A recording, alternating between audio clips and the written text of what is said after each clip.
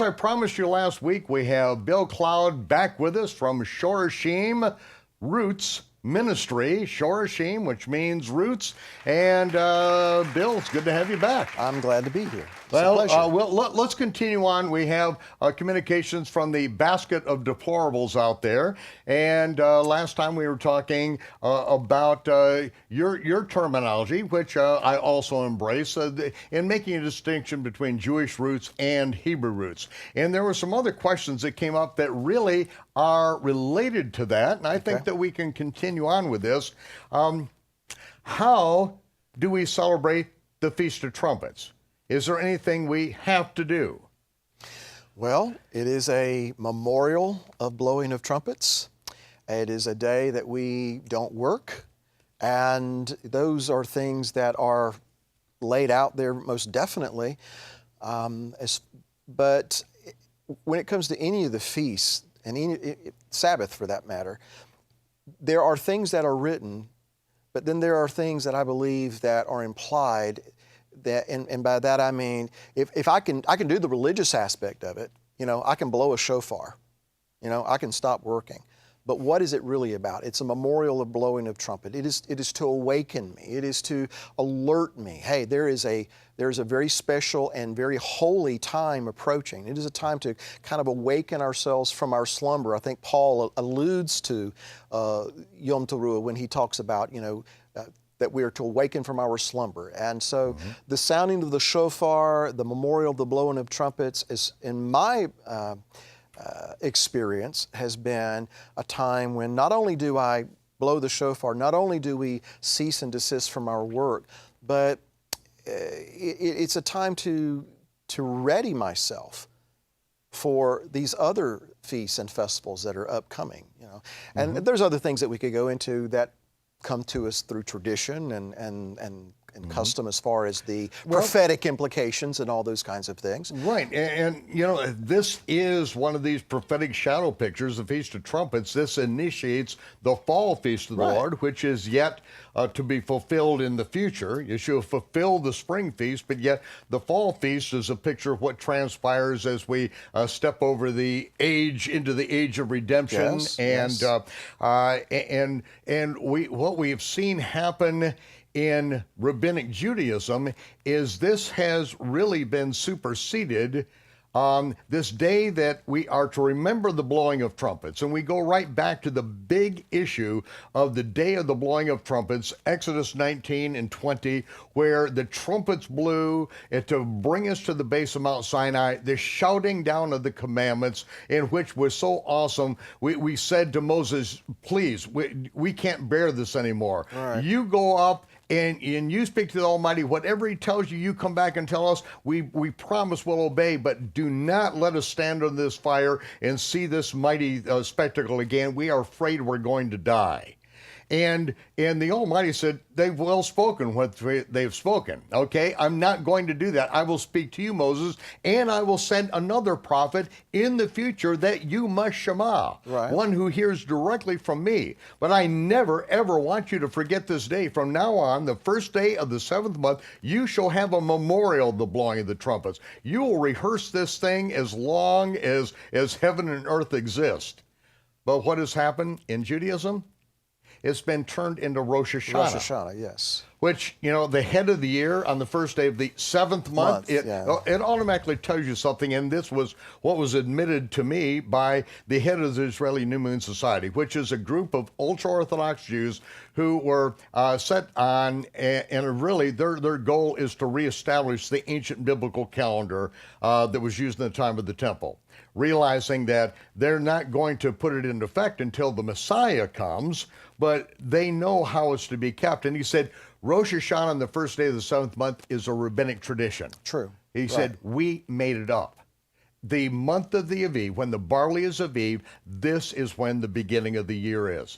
But what have we turned this into now? In Rabbinic Judaism, we've turned this into a time of celebration and dipping apples in honey. And it's like, wait, where is the memorial of the Almighty shouting down his commandments? Where's a memorial that no one adds or subtracts? Where's a memorial that we are to listen to Moses and obey him, and there's another prophet coming in the future we must hear and obey, which is Yeshua? Where's the remembrance of that?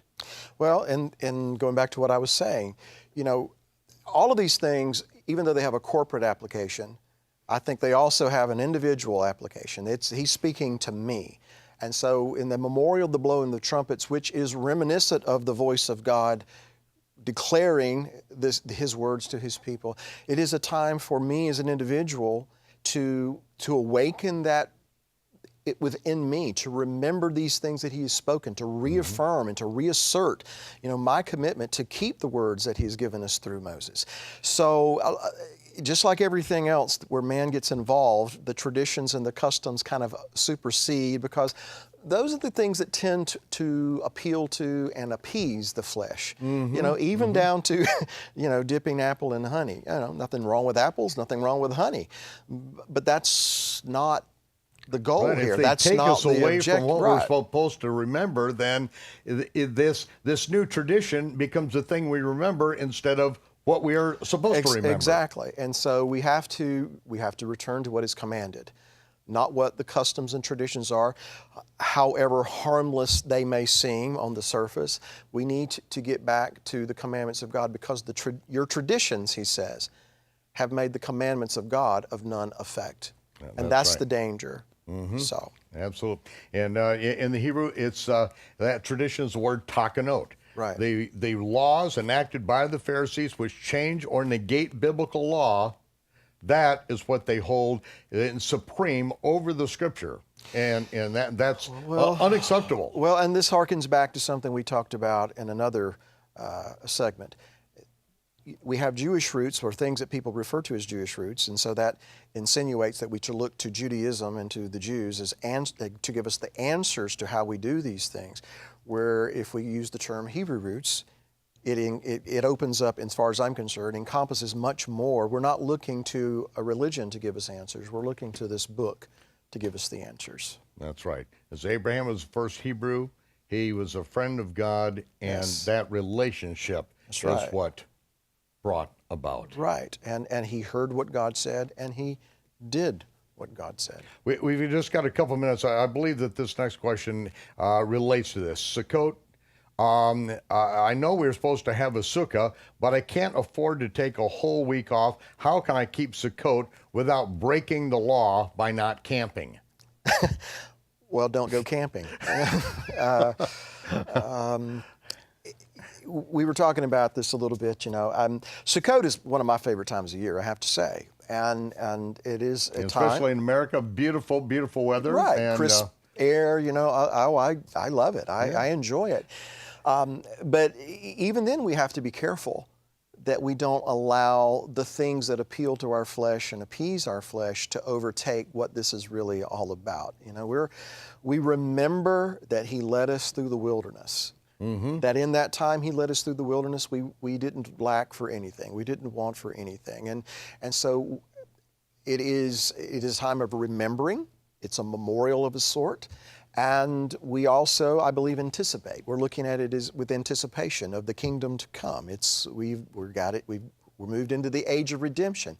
So when it comes to keeping Sukkot, there are certain things that we are to do. We have Sabbaths that serve more or less as bookends on the festivals of Sukkot. And if you can't afford to go camping, don't go camping. Just observe what is written. Do what is written. Well, I think we've got a big issue coming up that's boiling right under the surface here, because this person is writing in, you know, he can't afford to take the week off. And he feels that if he doesn't go camping, that he may be in violation of the Torah. We don't have time to handle it right now. Let's come back. Okay. Let's explore this a little bit more. Next week, join us back here, Shabbat Night Live, and we shall, with Shore She Ministries, Bill Cloud, we're going to continue tackling these issues so that people get an understanding, a biblical perspective. This is not Jewish roots, this is Hebrew roots. We're going to go back to the faith once delivered to the saints. And we'll do it right after this word for our sponsors out there. You are our only sponsors.